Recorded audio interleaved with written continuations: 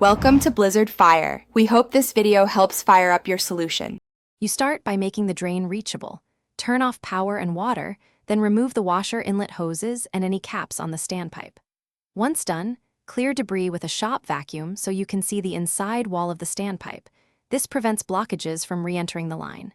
Make sure to have a 1-1/2-inch vent cap and plumber's tape ready, because you'll be modifying the top of the standpipe to accept a vent. Work carefully to avoid pushing grime deeper. You now create the vent path. Measure and mark the top of the standpipe above the trap and below any overflow. About 2-3 inches from the top is typical, then cut or drill the correct size hole for your vent adapter. Once the hole is clean and deburred, insert the adapter and seal with plumber's tape to prevent air leaks and odors. Then tighten a stainless hose clamp to lock it in place. This keeps the vent from shifting during cycles. This creates a controlled air inlet so that you finish by reconnecting hoses and running a short drain cycle while observing the standpipe. Listen for gurgling.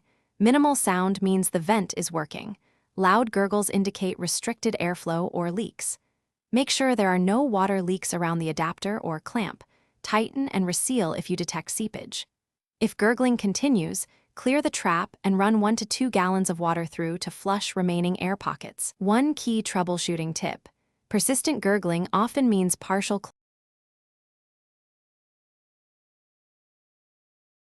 Thanks for watching. If you found this helpful, don't forget to like and subscribe.